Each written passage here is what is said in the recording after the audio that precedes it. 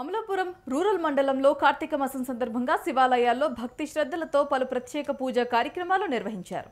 Amalapuram rural మండలం సాకూరు గున్నేపల్లి అగ్రహారం గ్రామంలోని లక్షపత్రి పూజ ప్రధాన ఆకర్షణగా నిలిచింది.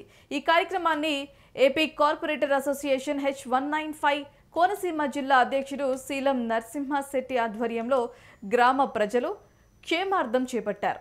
ఉదయం నుంచే భక్తులు పెద్ద సంఖ్యలో ఆలయానికి చేరుకొని పూజల్లో పాల్గొన్నారు. వేద పండితుల మంత్రోచ్చరణల మధ్య అభిషేకాలు జరపగా అనంతరం భక్తులకు మహాప్రసాదాన్ని పంపిణీ చేశారు.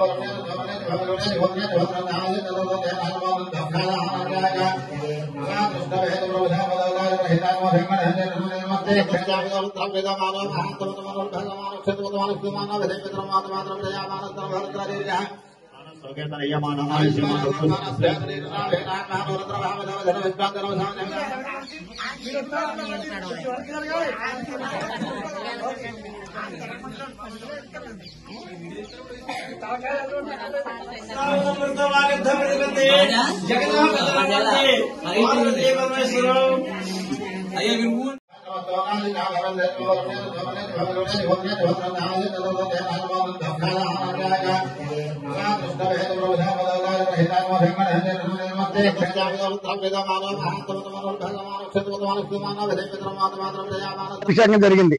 నారికేళ ఫలాలతోటి, అలాగే ఆవు పాలు, ఆవు పెరుగు, ఆవు నెయ్యి, తేనె, పంచదార, ఫలరసాలతోటి విశేషమైన కార్యక్రమంలో విశేషంగా అభిషేకాలు జరిగాయి.